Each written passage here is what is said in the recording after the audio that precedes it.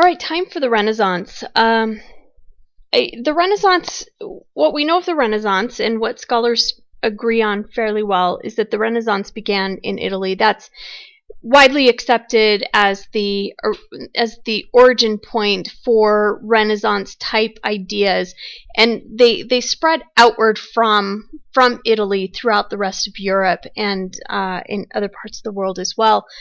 And so this is an important development. But I want you to understand that the Renaissance didn't happen in a vacuum. We just got done talking about the Black Death and about the 100 Years' War and all of these, and this period of crisis within European history.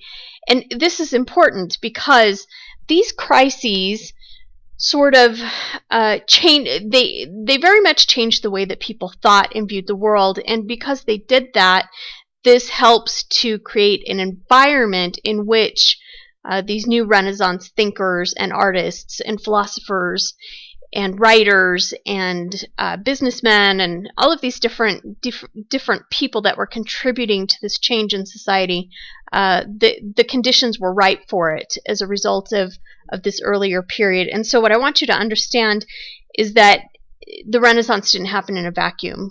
We like to separate things into eras because it's convenient and it works for us to be able to do that. But you will also find that scholars will differ over what years to classify as the Renaissance. And so and another argument that another debate that happens among historians is whether the Renaissance is an extension of the Middle East, or not of the Middle East, of the Middle Ages, if it's an extension of the Middle Ages, or if it's a very unique period that can be distinguished from the Middle Ages. For myself, I lie somewhere in between. I think that the Middle Ages and the Renaissance, it's really hard to separate these two periods of time because one wouldn't have happened without the other.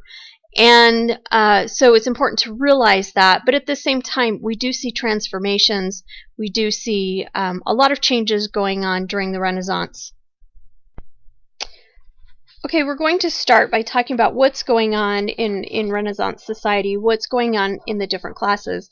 If you'll recall, when we were studying the Middle Ages, we talked about how social structure was set up in sort of a triangle fashion in which those who fought and those who pray were shared the position at the top. Both of these groups often came from the same class of people, and then supporting those two classes were those who worked, and that would be 80% of the population, making it possible for about 20% of the population to live the life that they did. And it's a really interesting dynamic because you have the very power that is being supported by the majority of the people asserting its power over the majority of the people, and controlling the majority of the people, controlling their movements and controlling their economic power, and you're talking about most of the people having very little, well, really no power at all. And to a certain extent, that's going to continue in the Renaissance. But if you recall, we've seen a lot of changes happening in the way that people view the world. So it's important to recognize that there's this relationship between the way that people view the world and the changes that are happening within society, within Renaissance society. So let me give you some examples of how social class worked in Renaissance societies. There are a lot of similarities, but there's also some differences. So, for example, in Italy, in the city of Florence had 4 social classes. If we want to look at a case study of one particular city. And those 4 classes were the nobles, the merchants, the middle, and the lower classes. So we're starting to see that there's a growing middle class, and that middle class is going to continue to grow into the modern era. Now, the nobles owned most of the land, and they tended to live on large estates outside of the city.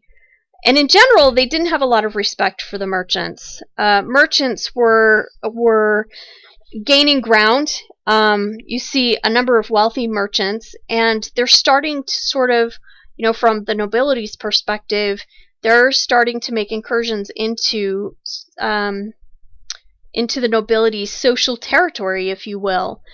And so the merchants were considered newly rich. They were also a rising class. They tended to gain their wealth in industries.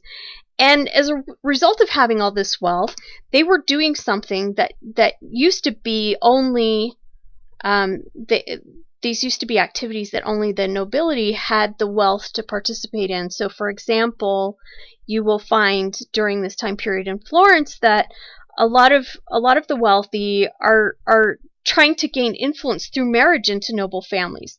They're also patronizing the arts and building projects, things of this nature. And these tended to be, in the past, they were the purview of the nobility. And so you can imagine that if you're nobility and you have these newly rich families that are attempting to assert their own influence in ways that mimic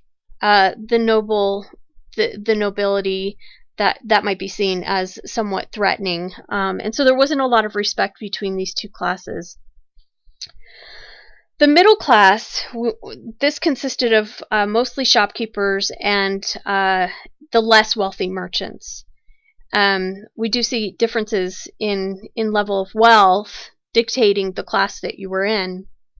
The lower class, of course, as we might expect, the lower class consisted of laborers, and in general, they had no job security. They really were dependent on their employers, largely because they really weren't paid very much. And so even though with the Black Death we have a lot of population decline, and that improved wages slightly, that improved wages somewhat, we also have a period of time in which we have a lot of inflation as a result of some of these crises. And so the gains made by the lower classes were very short-lived, and during the Renaissance we see that in general the lower classes are still vulnerable. They're still vulnerable. In fact, people could easily be discharged from their jobs. They could be fired very easily, and their wages could even be withheld. So if you were discharged and your employer just didn't feel like it, you didn't get paid. So to a certain extent, the lower classes were often at the mercy of their employers. So let's go over to the other side of Europe a little bit, over to the west, and look at France. In France, the social classes were divided into 3 estates. The first estate was the Catholic clergy, and as well as people who were employed in church service. The second estate, this consisted of the nobles, and these tended to be wealthy, educated men. Of course, there were women in the nobility, but women really didn't have any position whatsoever, any say in anything. This is not the Middle Ages anymore, in which women could assert some, even if it was just indirect, they could still assert some influence. But by the Renaissance, we're going to see that seriously decline. And so in general, the nobility in France, these were wealthy, educated men who were from old families, and they often fought for the crown when necessary. So we see that this relationship between the nobility and the French crown is very much rooted in its own past. And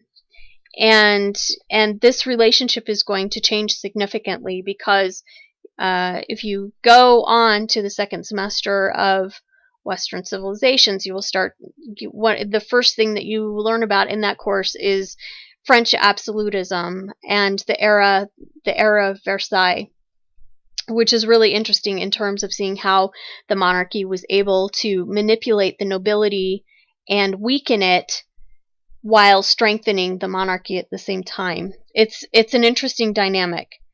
Now, the third estate in France was pretty much everybody else. Now, we do see that the merchant class was starting to rise during the Renaissance. And in France, just as in Italy, They too were looking for ways to advance themselves at court by marrying into noble families. And they were also seeking to boost their wealth through trade and industry. So that's a common characteristic. Now, something important to think about is that is the role of faith in Renaissance society. And in Europe, during the Renaissance, faith was really was in flux. It was changing. Spirituality, religiosity, these are things that are changing because there's a lot of discontent and criticism that's being leveled at the Roman Catholic Church. People felt that the church was not teaching faith and salvation like the Bible taught. And so this is an important point because we like to talk about eras. We like to split things up. We like to talk about the late Middle Ages versus the early Middle Ages. We like to talk about the Roman Republic versus the Roman Empire. And the temptation with that is to forget that nothing happens in a vacuum, and to forget that oftentimes we can have different things going on during the same time period. So it's important to recognize that the Renaissance and the Reformation were two parts of the same pie. These are characteristics of European society. These are social movements, religious movements, political movements, new ways of thinking, and they're all happening at the same time and feeding into changes in society, changes in literature, changes in art, changes in religion. And so the Reformation and the Renaissance coincided. And so it's important to realize that and recognize the context. So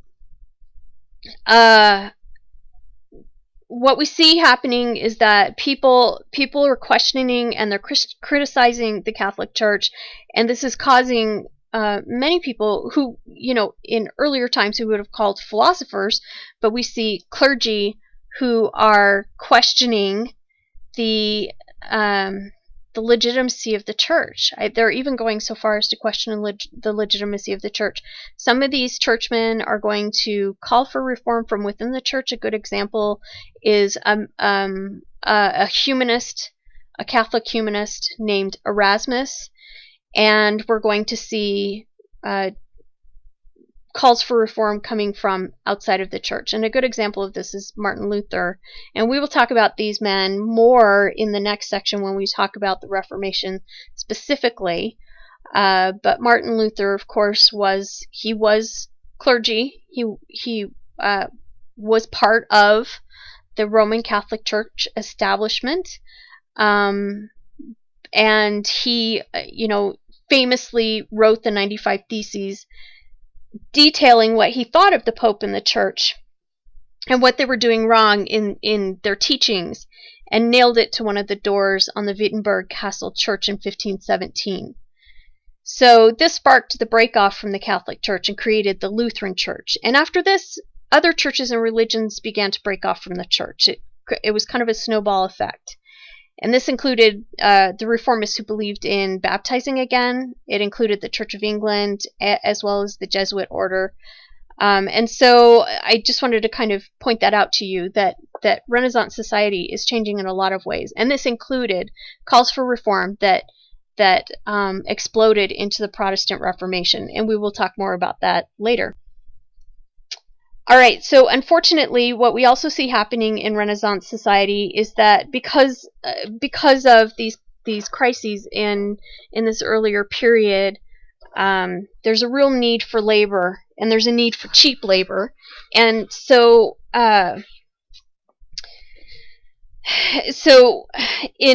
let's just recap really quick. It's really hard to recap the whole history of slavery in Europe, but we'll attempt to do so. Just as a little bit of a reminder, in about around the 1st century CE, the city around 100 CE, the city of Rome had actually swelled to a population of more than 1 million people, and many of these people were slaves from conquered territories.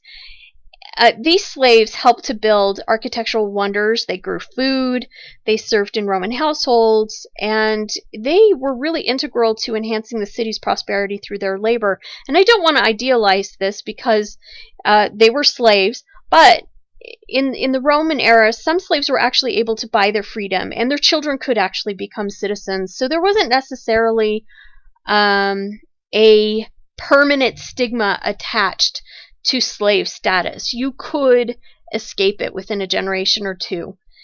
Rome in the 15th century was a different story.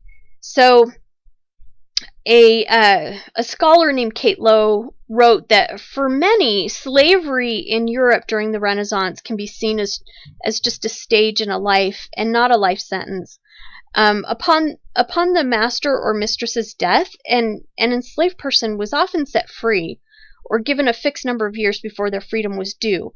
And they might even be bequeathed clothing or some kind of possessions or even money that were tied to future plans, such as setting up a house or getting married. We do see this during the Renaissance. The origination of the word slave, if you'll recall, originated with the Slavs, who made up the largest population of enslaved people. Before the mid-15th century, really only a small percentage were African. And so this process of being freed within a generation, Kate Lowe explains, meant that freed and free Africans were socially mobile and very quickly appeared in professional and creative positions in Europe. So to the extent that the turn of the 16th century saw the first black lawyers, the first black churchmen, the first black school teachers, the first black authors, and the first black artists. Now, this is going to change, and we see this change quite rapidly because of the economic conditions of the day. So during the first half of the 1500s, America became a focus of European attention, as it had not been since the time of the Roman Empire, because of course, there is evidence that, and we will talk about this later as well, there is some evidence that Europeans had made it to the Americas. And sorry, I'm totally going down the wrong track. I'm talking about Africa and not America. I just realized that. All right, back to Africa. So Africa became a focus of European attention, and there's an interesting reason for this. So if you'll recall, we talked about the Reconquista in Spain, and we talked about the Black Death. And in the Reconquista, there was, because we have this reconquering of Spain for Christianity, there were a number of people that were taken prisoner. You might call them that. Well, Europe didn't have any kind of prisoner camps. There wasn't anything like that. And so traditionally, what did you do with captured peoples in war? They became slaves. And so we see a little bit of this happening. And we also see that during the Black Death, there's not enough labor. And so Europeans are really looking for some new labor sources. And they turn their attention more towards Africa. And the Americas is going to come into this as well. Because as Europeans start going into the Americas and start looking for ways to exploit the resources there, they at first attempted to enslave the local populations. And when many of those local populations, those local indigenous populations, began dying of European diseases, this really heightened this need for cheap labor.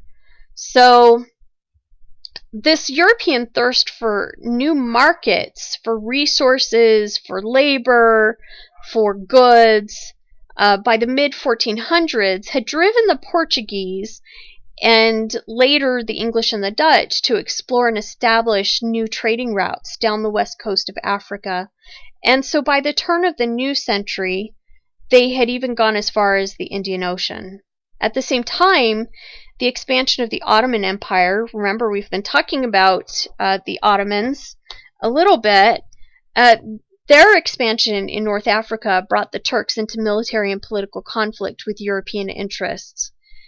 So we have a lot of different things going on here, and these elements, along with the importation of captured Africans as slaves, primarily from West Africa, this increasingly supplanted the trade of slaves of Slavic origin, and it resulted in a growing African presence in Europe. Now, it's important to note that there's a significant difference that we're going to see characterizing the enslavement of Africans versus the enslavement of Slavic peoples, because race becomes a key factor in this whole enslavement process, and it contributes to this idea that Africans were different and maybe not even human. It's really a disturbing, when you look at sources from the time period, it really is a disturbing view of race and how race dictated your humanity. So Europeans and much of the world really thought about race differently than we do today. Race made you different.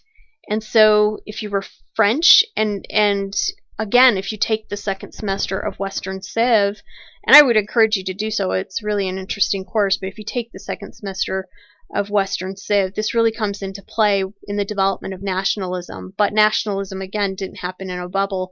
These are ideas that are percolating beneath the surface for a very long time. But if you were French, that meant you were different from a German, and that meant you were different from somebody who was English.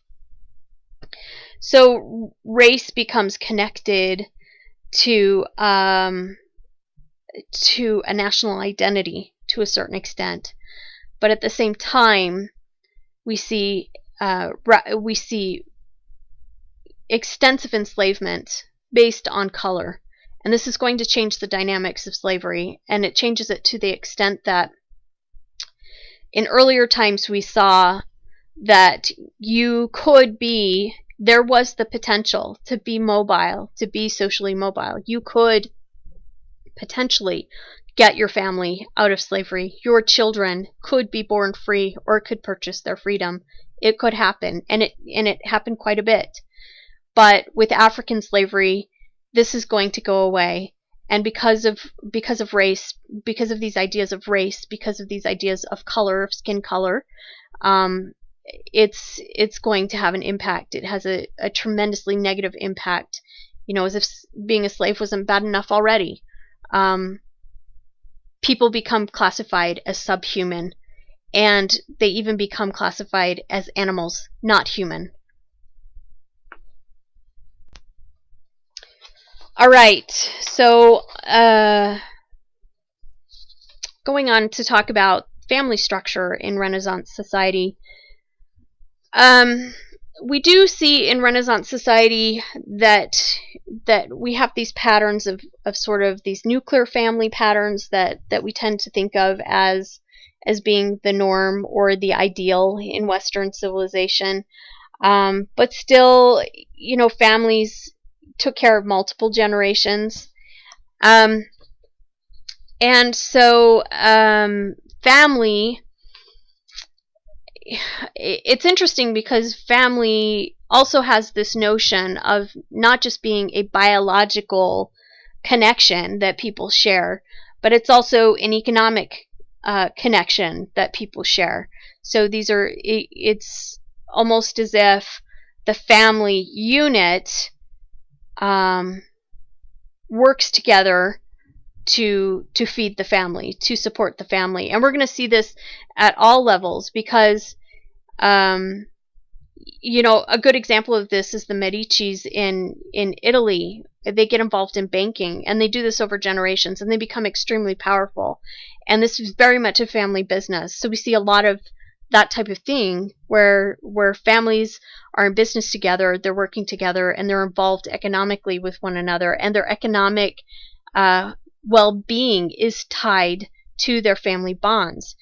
And So, in much of Europe, this even changes the way that marriage works. And so marriage becomes a way of bonding yourself to another family.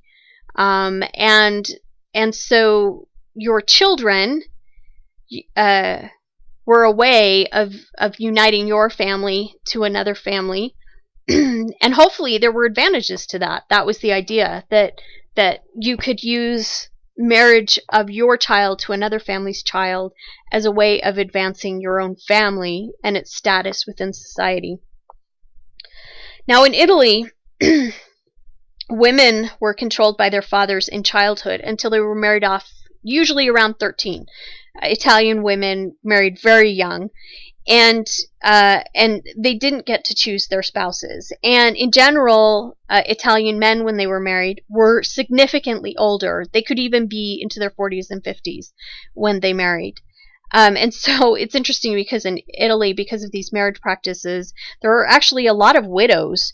And you even see the convents becoming really full with widows dedicating themselves to convent life. It's a really interesting dynamic.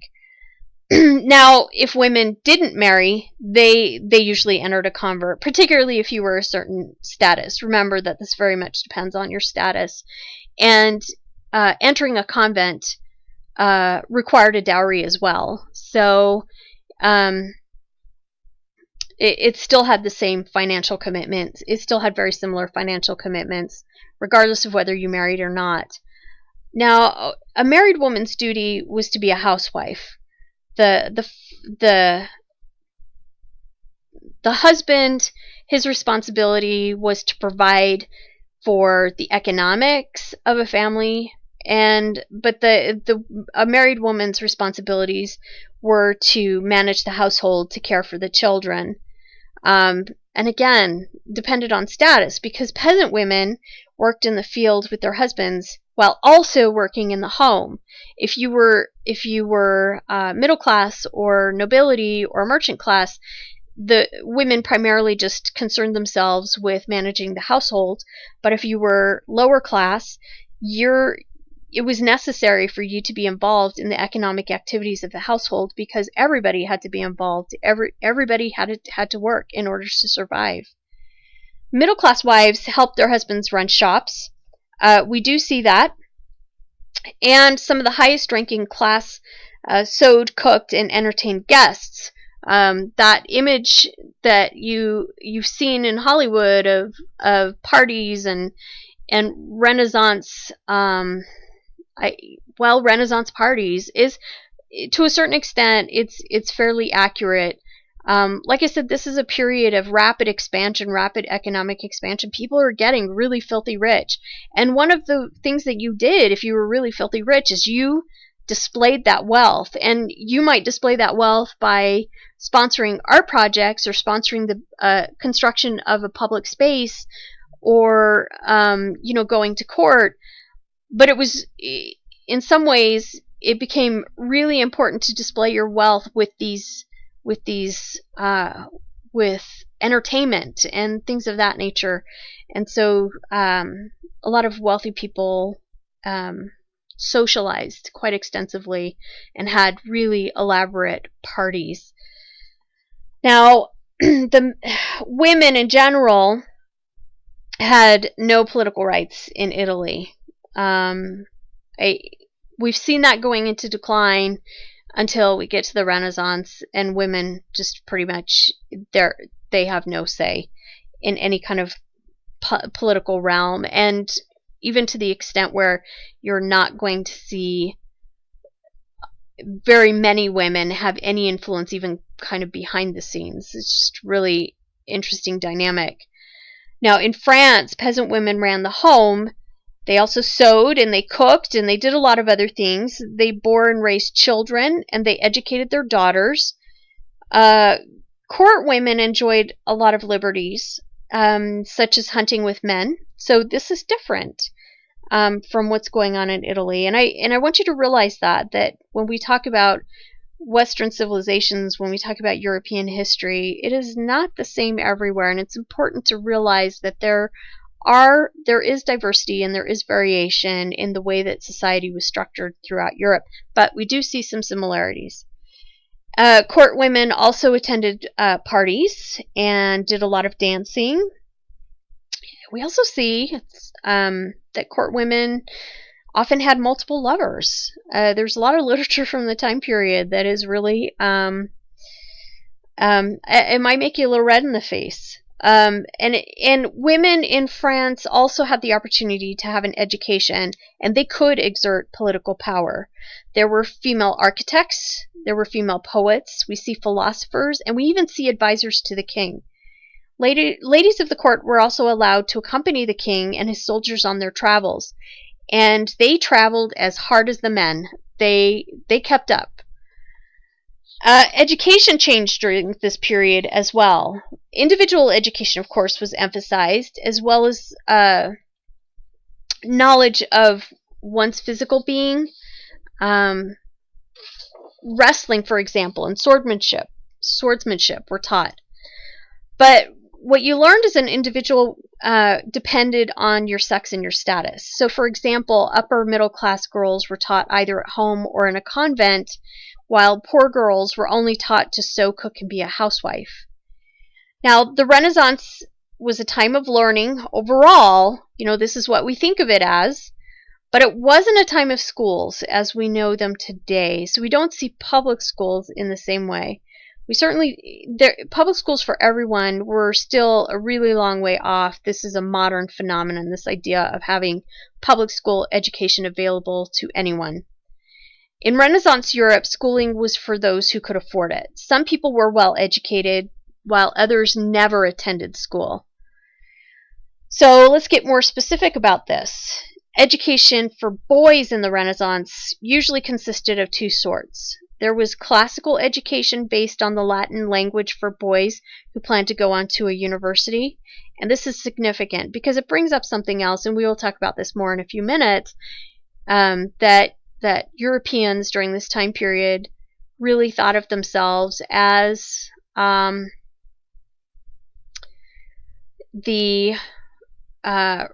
almost the reincarnation of the Romans, the resurrection of the Romans, of classical learning. They really viewed themselves in that way. This is where we get the term Middle Ages, the term medieval period. It comes from the Renaissance. They coined those terms to describe that period between the Renaissance and the Romans, and they saw the Middle Ages as being a very dark time. This is where we also get the unfortunate term, the Dark Ages, even though we know, as we've just been studying, that the Middle Ages was a really dynamic period. Now, the second form of education for boys that you'll often see was education through apprenticeships. And so this allowed boys to pursue a trade through apprenticeship. The idea is, as a boy, usually around the age of 12 or so, boys were apprenticed to a master, and they would learn a trade, and they would go up through the ranks of such as a guild, and until they were able to advance up, possibly even to the highest levels to become a master. Girls, in contrast, received less education than boys during the Renaissance. Some girls did become well educated in the classics. We just talked about France and contrasted it a little bit with Italy. And some girls actually also became apprentices. That did happen as well. But many more were educated mainly in practical matters at home. That was the primary focus of education for girls.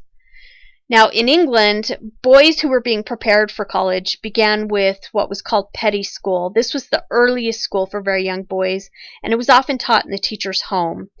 These boys would then progress to grammar school, where they learned Latin vocabulary and grammar, and classics of Latin literature were used as the texts for their lessons. So I want you to think about this, because this would have meant that if you were a boy and you were in grammar school, you didn't learn your ABCs from C spot run. You weren't learning from those sorts of texts. You were learning from Plato. You were learning from Aristotle. You were learning from these classical philosophers at a very young age. And so the next time you have to read Plato's Republic, just think about that. Just remember that. In grammar school, the boys were taught by a Latin master, and the master instructed the boys from his raised desk. You might have seen pictures of this, where the desk is much higher up from the boys, maybe because it was up on a dais, or maybe because the desk was just literally higher. The top level of it was higher. And generally what you saw is that the boys took notes at their benches with quill pens, and they kept a record of sayings and vocabulary words that might be useful later on. This is what a school might have looked like. All right, so like I said, Europeans, Westerners, thought of themselves as a reemergence of the Romans. During the Renaissance period, we have elements of the classical past that were revived by Europeans who were disillusioned with the present. The Black Death and the 100 Years' War and the Great Schism just really was it really disturbed the status quo in Europe. And so we see the emergence of what we call humanism. And humanism sought to recover texts from the classical past and revive Latin and Greek, as well as classical values and sensibilities. Humanism, I mentioned at the beginning of the lecture that scholars in general agree that the Renaissance began in Italy. Humanism began in the Italian city-states, where humanists wrote texts that were patterned on classical models, especially Cicero. Cicero was really popular. Most humanists combined sincere Christian piety with their appreciation of the pagan past. So again, we saw with scholasticism that scholastics, or the scholars of scholasticism, were really working hard to combine the classical past with their modern notions, with varying success. The first humanist was Francis Petrarch. You might have heard of him, and he was from a place called Arezzo in Italy. He was educated at Avignon in France, where he fell in love with classic literature, and he gave up the study of law. He had intended on going into law, but instead he devoted himself to writing poetry in Italian and Latin, and he saw humanism as a vocation, which is interesting because these are fields, poetry, poetry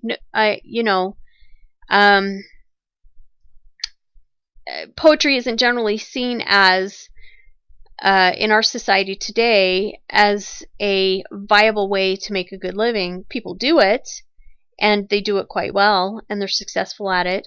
But in general, we don't really value as a society that type of a vocation.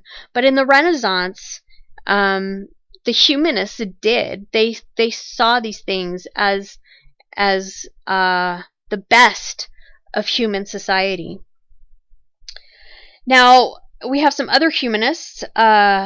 Loro Chirini is a good example. He was educated in law at the University of Padua in Italy. He wrote essays and he corresponded with other humanists. There was a lot of interaction going on between these humanists.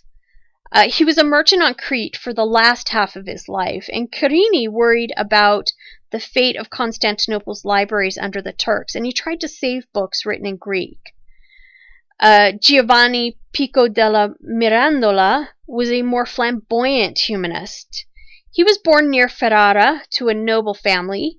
He learned Hebrew. He learned Aramaic. Aramaic is, if you'll recall, is the language of parts of the Mediterranean during the time of Christ. In fact, most Jews from that time period spoke Aramaic, not Hebrew. And he also spoke Arabic as well. And he attempted to reconcile Jewish mystical writings in the scriptures, which is really interesting. And as you might imagine, the church really found some of his ideas heretical. His oration on the dignity of man summed up the humanist sense of man as a creative individual with unlimited potential. Christine de Pizan was a young Venetian widow, and she wrote poetry inspired by classical models and obtained aristocratic and royal patronage. So she was kind of one of those exceptions to the rule when it came to what was available to Italian women. She was able to be pretty successful in her poetry, to the extent that she was recognized for it. All right, so patronage. We've seen patronage before. This isn't anything new, but patronage was vital to the Renaissance. Patronage strengthened the arts in this era, and the arts during the Renaissance would not have been able to accomplish what it did if it weren't for patronage. And so it's important to recognize the connection between this growing wealth, this growing merchant class, and this sort of, I guess you could call it, competition between the classes over displays of wealth and patronizing the arts. And so this patronage of the arts was significant and really helped to drive the Renaissance. Now, medieval cities, as we've seen, tended to be unplanned, but during the Renaissance, we see these unplanned medieval spaces developed into planned urban spaces. And they were imagined as places of order and harmony. People really wrote about this stuff. They really concerned themselves with how a city functioned, how it allowed people to live in sort of this grand order scheme, if you want to call it that. So, for example, the Florentine architect Leon Alberti worked to harmonize buildings and public spaces. And in Renaissance architecture, the Piazza, or Plaza if you're in Spain, this became an important part of cities, and cities revolved around these spaces. Court architecture emphasized the same themes. For example, Duke Federico's new palace at Urbino contained spacious courtyards and studies that were filled with books, and Roman temple forms were integrated into some of the structures. And even in Renaissance churches, we see this emphasis on Roman temple forms. Now, Renaissance artists used classical models for their work, but they also mined the ancient world for subjects. And good examples of this are Ghiberti's door sculpture of the Sacrifice of Isaac and Botticelli's painting The Birth of Venus. Perspective became more important. So it's really quite astounding how perspective, this is that way of creating sort of a 3D space within a two-dimensional piece of art, creating this sense that there's dimensionality in a piece of art. This was really being perfected during the Renaissance. And it actually developed in part out of military engineering. And we can see this exemplified in the career of Leonardo da Vinci. Da Vinci is known for being, he's probably the epitome of the Renaissance man, because he dabbled in so many different things. He was an engineer, he was an artist, he was a writer. He did a lot of different things, and he was very good at a lot of these things. And so his engineering efforts drove his art, and his art drove his engineering efforts. So if you ever get a chance to visit a museum in which they have an exhibit of Leonardo's inventions, it's really fascinating to go and see some of his ideas. In fact, I believe there's a website that you can go through and take a look at some of his inventions. I will see if I can find that link, and I will put it on Blackboard so you can take a look at it, at some of his accomplishments. And I don't know if you realize this, but Da Vinci even started thinking about how humans could fly, and even drew out human flying machines. Now, there was also a Northern Renaissance. It didn't just happen in Italy. There was a Northern Renaissance that took place as well outside of Italy. Portrait painting, for example, at the court of Burgundy emphasized the individuality and dignity of the subject. And this really reflected Renaissance values. Now, music changed as well. Music added glamour to Renaissance courts, and musicians were heavily patronized. So, what's a party without music? And music becomes increasingly important, and we start seeing new musical forms, or increasingly complex musical forms that are developing. Some musicians served as chaplains, and some court musicians set humanist or classical poetry to music. This was a really popular way of coming up with music. Church-sponsored music, especially choral music, increased as papal courts proliferated. And my favorite story of this, of what's going on in music, is, and I wish that I wish that technology allowed me to do this legally, because I would give you a sample of the work of a young woman named Lucrezia di Vitano. She was Italian. She entered a monastery at a rather young age, and she, like many other women, entered a monastery in which she had other family members. That tended to be standard practice, that when a family sent their daughter to, not a monastery, a convent. When a family sent their daughter to a convent, it was usually a convent in which other female members of the family already lived. And so they would then, in turn, sort of take this young family member under their wing and help them along, and help them to be successful in the convent. And Lucrezia di Vitano, I believe she was about 8 when she went into the convent. She was very young. And she entered a convent that was known for its musicality, known for its musical program. They had a master, a man, who was widely known for his music skills and for the beautiful music that he produced. And so he had quite a bit of influence on this particular convent. And so many of the women in the convent participated quite extensively in music.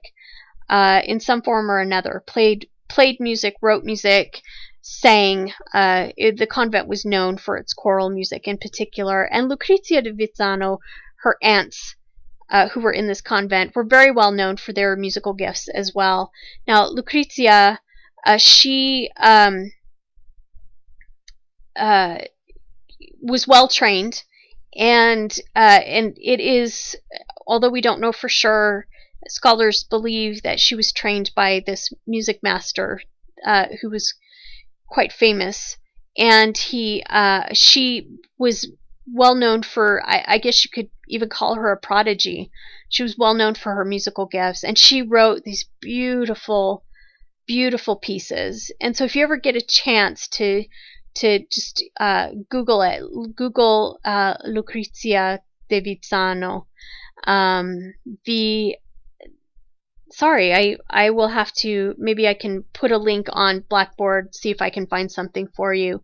But just very, very beautiful music. And the idea was that this music would bring people to God, bring people to a state of intense spirituality in a way that reflected heaven.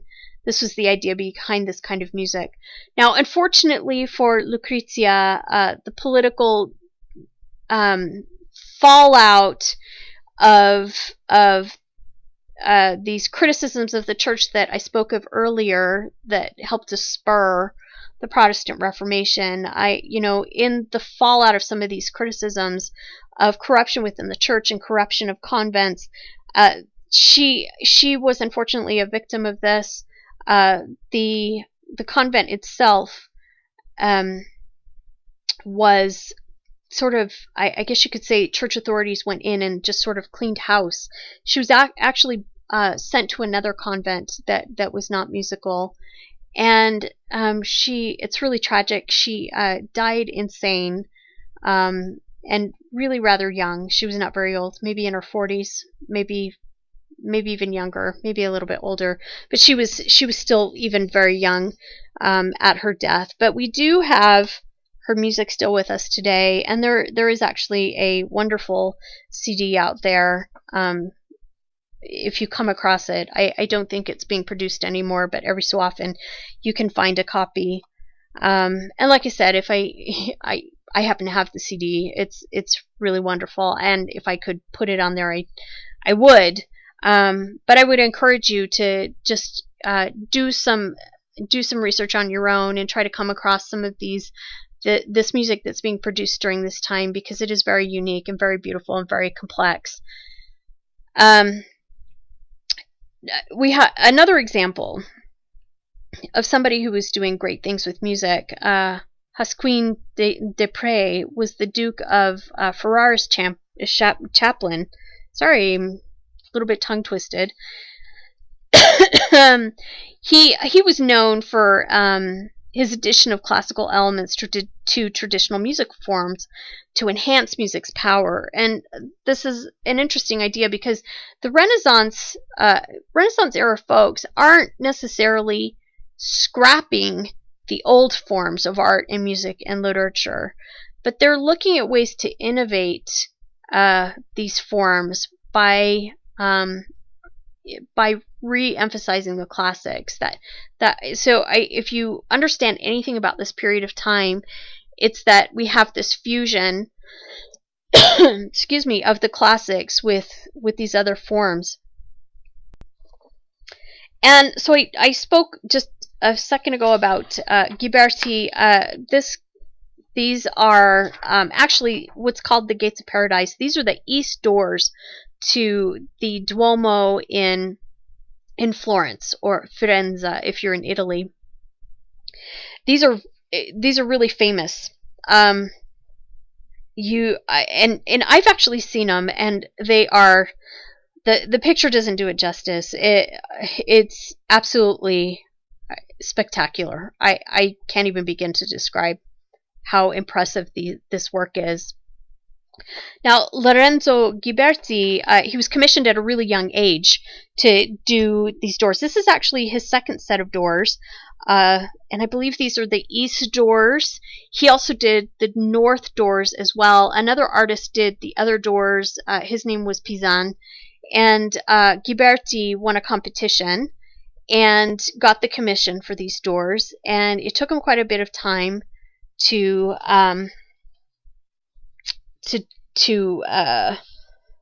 put these doors together, to sculpt these doors. They're bronze, and each of these are a panel. This particular set of doors depicts scenes from the Old Testament. The north doors depict scenes from the New Testament. And so one of his most famous pieces is this one, The Sacrifice of Isaac. And The Sacrifice of Isaac, actually, this is it's interesting, because The Sacrifice of Isaac was actually his submission to the competition that got him the commission for the doors. This is the work that he presented, and so it actually still survives.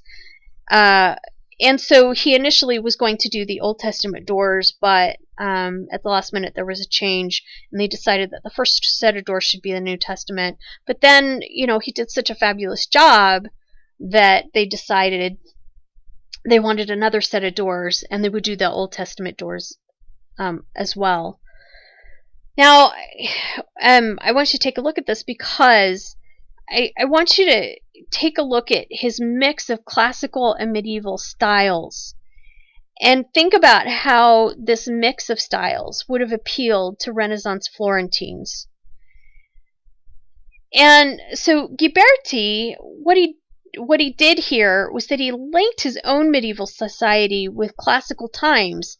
This exemplifies the Renaissance style.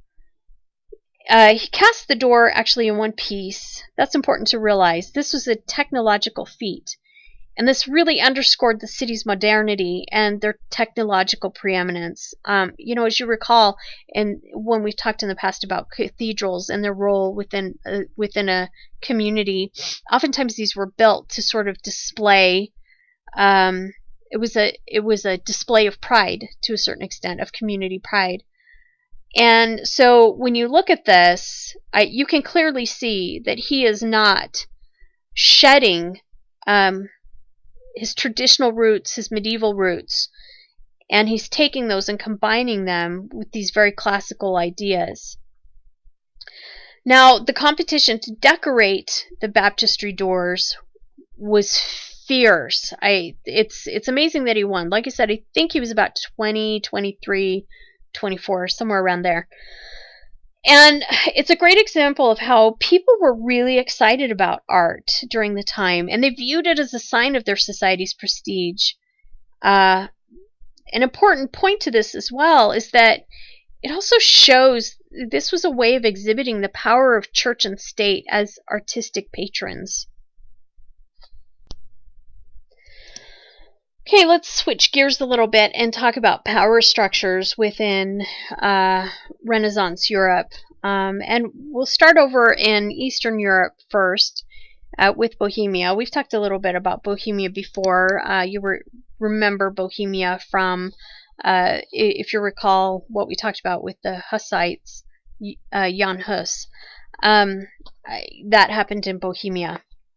Now, the shape of Europe had changed a great deal between 1340 to 1492. 1492, we're going to kind of stop there a little bit just because we'll pick up 1492 with the Age of Exploration that we're going to talk about next time. But really Europe looked quite a bit different. The Ottoman Empire, for example, had supplanted the Byzantine Empire by this time. Bohemia itself gained new status as the seat of the Holy Roman Empire under the Luxembourg dynasty. And Bohemia really was the center of a lot of religious and political crisis because the nobility, both Hussite and Catholic, clashed. And most of Europe really considered Bohemia a heretic state. If the Crusades were still going on during this time period, they would have sent a crusade to Bohemia to kind of try to clean up the mess. Although, as we saw with the Crusades, they weren't really that effective. Another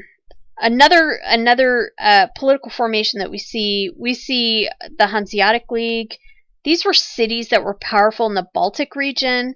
And they made up the Hanseatic League, which was a loose federation of mostly North German cities that established this league to protect trade and as well as to provide for their mutual defense. So as we see the growth of these kingdoms and we see sort of the roots of nationalism, the Hanseatic League is attempting to address these alliances that are around them, and so they want to provide for their mutual defense.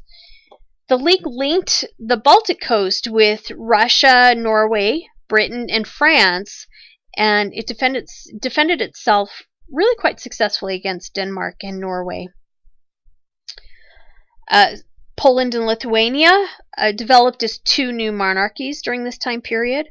Poland was dominated by its nobility, and it expanded in the 14th century, partly as a result of Jewish emigration.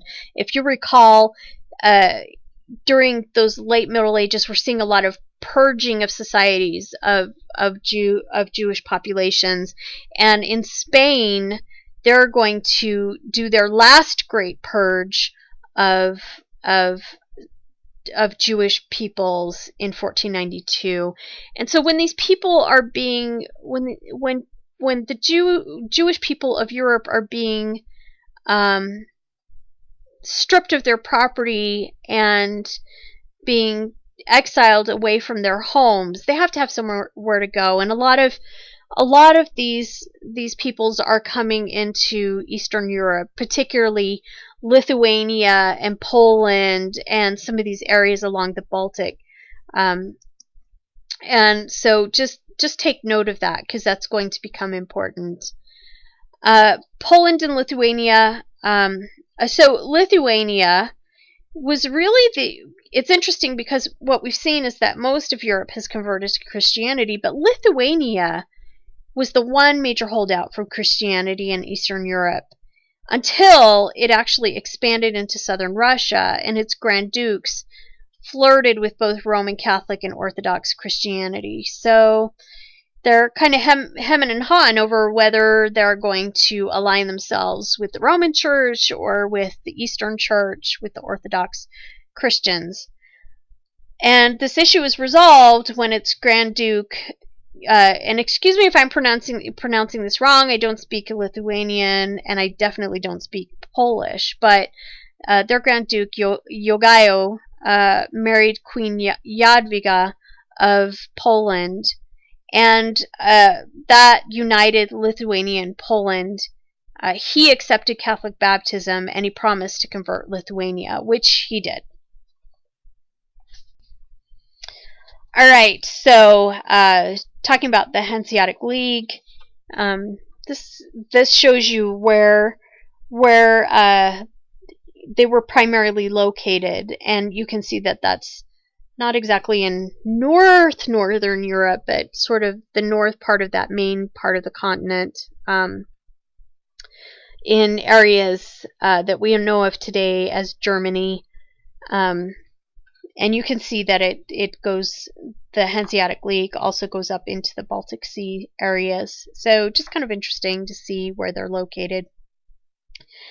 And it's important to note as well that one of the ways in which they were able to accomplish this, to unify themselves and provide for their mutual defense, it was a result of their ability to successfully negotiate these trading partnerships with other parts of Europe. And this helped to bring in a lot of money, because of course you can't really defend yourself if you don't have money, and so this is driving a lot of economic activity, and that economic activity in turn enables them to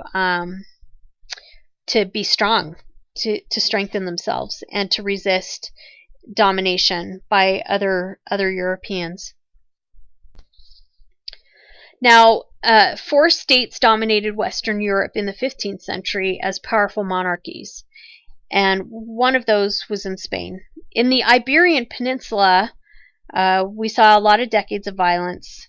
Like I said, we have the Reconquista, in which the last of the Muslim peoples were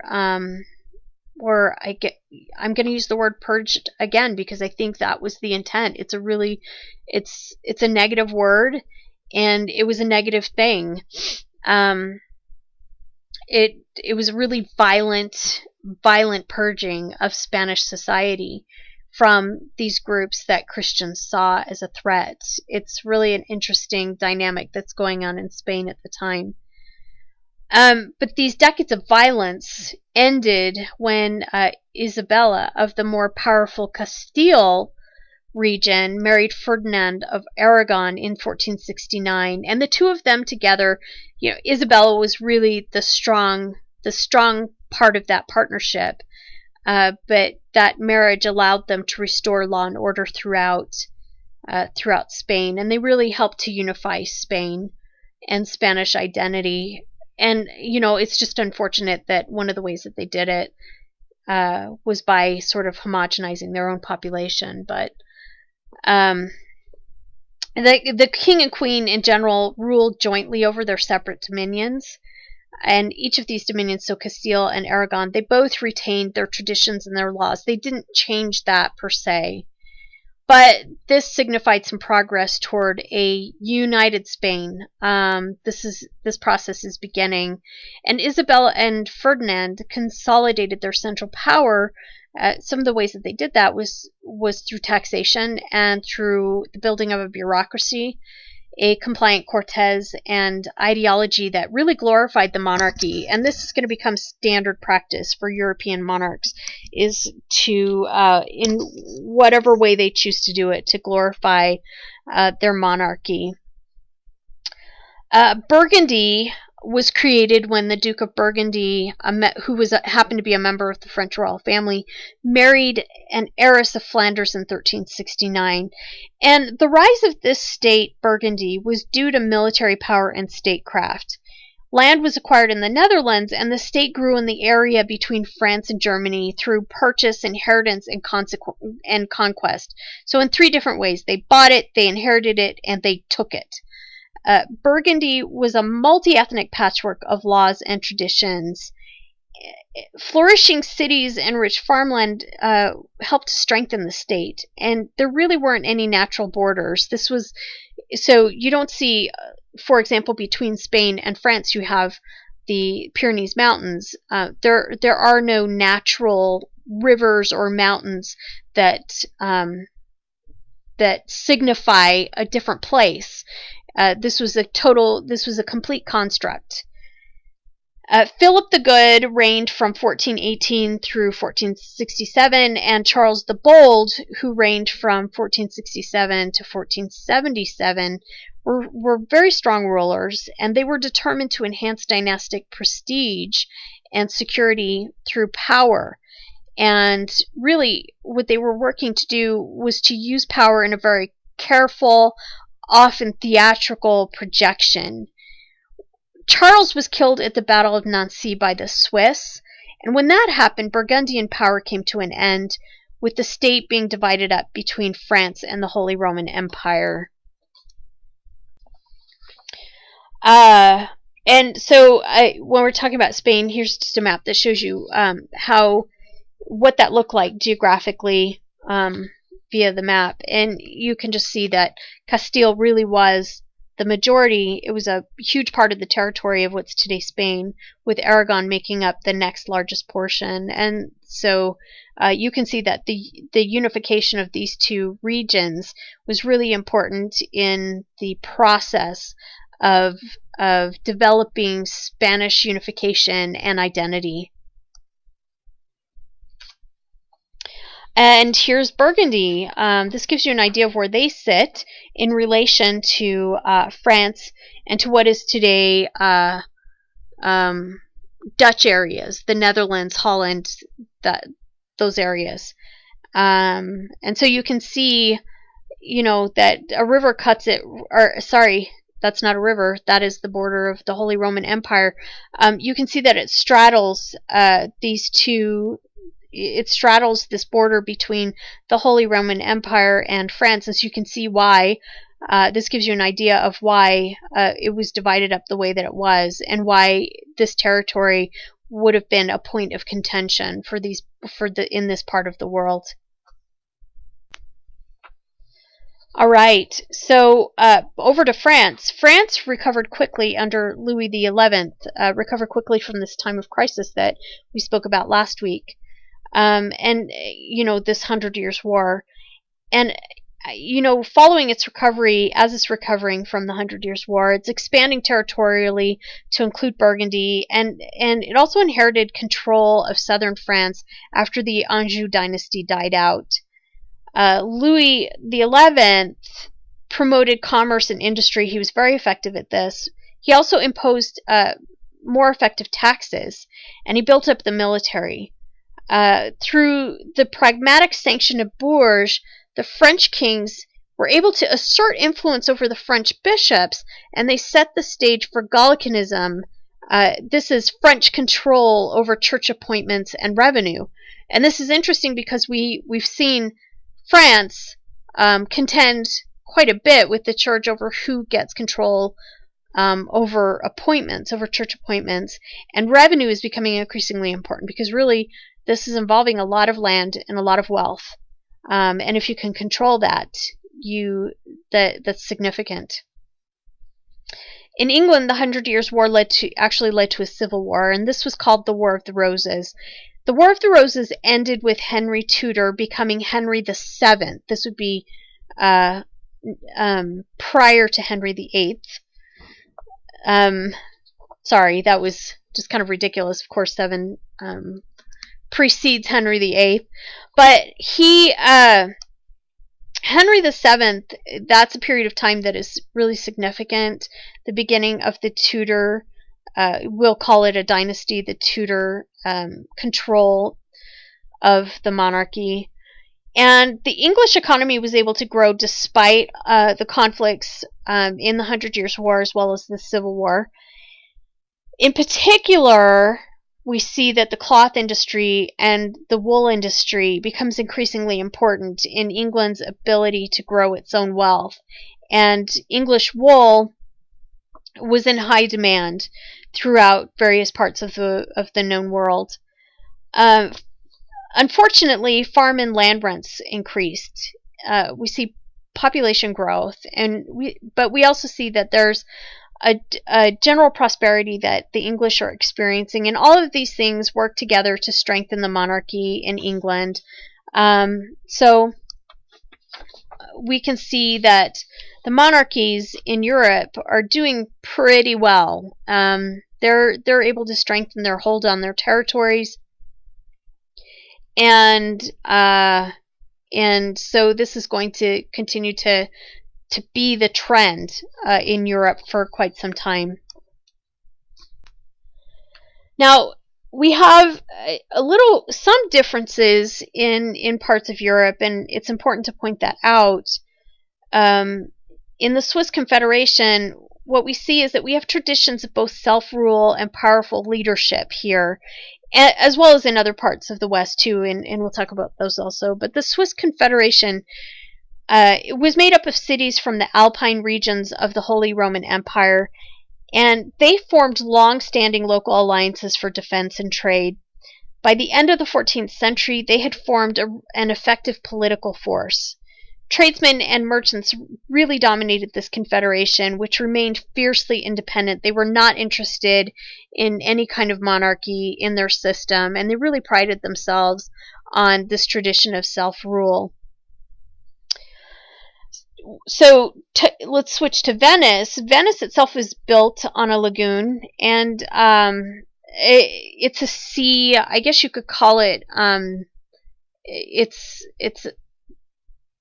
a sea city. It's, like I said, it's built on a lagoon, and it's located right on the coastline. And these are a seafaring people. This is how they historically built their wealth, is through their seafaring activities. And as a result of this building of wealth through trade via the sea, they ruled an extensive empire. And the Republic of Venice, its merchant ships were active really everywhere. Where didn't the Venetians go? They were everywhere.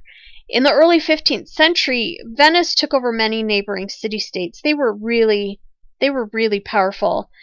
Its struggle with the powerful state of Milan for control of northern Italy ended with the Peace of Lodi in 1454. Venice was ruled by a great council, and this great council was dominated by traditionally important families with a leading magistrate known as the Doge. And the Doge was elected by the council, by the great council. Now, the geography of the city fostered community and cooperation, and it may have helped prevent rebellion. I think about a city being built on water and what that would do for cooperation and the building of a community identity. Excuse me. Now, Venice itself was heavily influenced by humanism, as well as by Byzantine art and architecture, because it is on the east coastline of Italy, not on the west. And so it would have had frequent contact with the Byzantines as a result of its trade and as a result of its proximity. Art was widely patronized by the church as well as by lay confraternities. So groups of laymen were also involved in heavily patronizing the arts.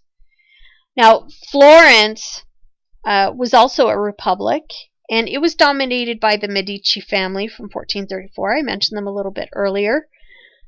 Cosimo de' Medici used the Medici Bank, which handled papal finances, to gain political power and to direct a broad consensus that he built among the ruling elite. So he was able to get people to come to the same table and agree to follow his agenda.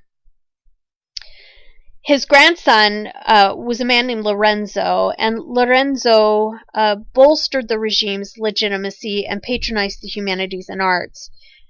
Although the Medicis were driven from Florence in 1494, their bank collapsed. The family returned in 1512, and they finally declared themselves the Dukes of Florence in 1530, and this ended the Republic and this idea that Florence ruled itself. So you can see here, I wish I had a bigger map to show you, but this shows you the Swiss Federation. So in 1291 we have the Swiss Federation was much smaller, but by 1332 we see the areas in light orange were added between 1332 and 1353. And you can see how this sits in the middle of what is today Switzerland. So it really forms the core of those areas. And here, this map gives you an idea of where Venice sits on the map in comparison to that old Byzantine Empire that is now the Ottoman Empire. So you can see that its proximity would have had a great deal to do with its the cultural exchange that was going on between the Republic of Venice and the Byzantines. All right, so just to finish up with a couple of slides, states were increasingly exercising power in this era. This idea of a consolidated state, something that was identifiably a state. An example of this, of their growing intrusiveness, is the Florentine Catasto. This is a detailed inventory of households that was conducted in 1427, and the Catasto showed how wealth was divided, and it revealed a great deal about household size and child rearing practices. Just like the Domesday book that we saw, the Domesday has become a significant source of information for a certain time period in England. The Catasto is a really significant source of information about daily life in Florence at a particular time period. It tells us a lot about these households, and in part it does so because it was so intrusive and so detailed. More powerful monarchs and states were better positioned to persecute and oppose their enemies during this time period. So, for example, Ferdinand and Isabella in Spain made really concerted efforts to impose religious uniformity and purity within Spain. This was the idea. And they actively persecuted Jewish converts, called conversos, by strengthening the Inquisition to investigate them on behalf of the crown. They treated them as heretics and decreed in 1492 that all Jews needed to convert or leave. And as a result of this, scholars estimate that around 150,000 people fled and scattered. This is a really significant number. Ferdinand and Isabella also determined to rid Spain of its last Muslim stronghold down in Granada, and they conquered that city in 1492 and forced Muslims to convert or emigrate. So that gives you a little bit of context for the Renaissance and some of the social developments, the political developments, and so on and so forth. So just to finish up and give you an idea of now what Europe looks like. This is Europe during 1492, and this gives you an idea of how political boundaries were structured. So you can see that France and Spain are starting to look more like themselves, like we see them today. Portugal, you can see Portugal down there. The Holy Roman Empire, we still don't see Germany. We have the Holy Roman Empire, but we can see the area the area of Poland, Lithuania, that union. It's eventually going to be divided up. Poland's much smaller today. So is Lithuania.